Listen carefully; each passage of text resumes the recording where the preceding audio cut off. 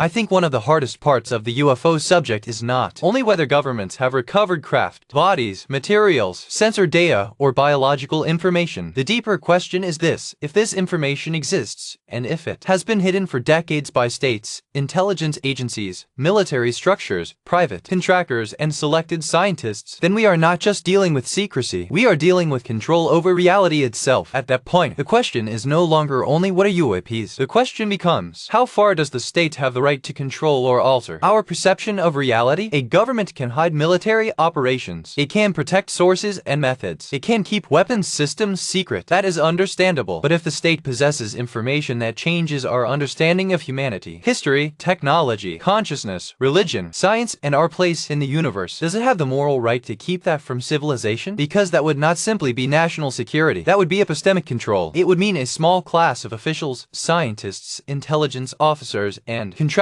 has access to a deeper layer of reality, while the rest of humanity lives inside an officially managed version of the world. That is not just secrecy, that is a hierarchy of knowledge. And if this is true, we may have created a new medieval magisterium, not a religious one, but a secular one, a hidden authority that interprets the world for us, filters reality for us, and gives us only what it decides we are allowed to see. In the medieval world, the common man was often dependent on an institutional authority to interpret reality, history, and ultimate truth. Today, we may have replaced that with intelligence agencies, classified programs, defense contractors, and a scientific priesthood with security clearances. They do not say, this is doctrine. They say, this is classified. They do not say, you are not allowed to know. They say, you are not cleared. But the results may be very similar. A small group sees the real map. Everyone else receives the public version. This is why disclosure is not just about curiosity. It is not just about aliens. It is not just about technology. It is about civil liberty. It is about whether citizens can meaningfully participate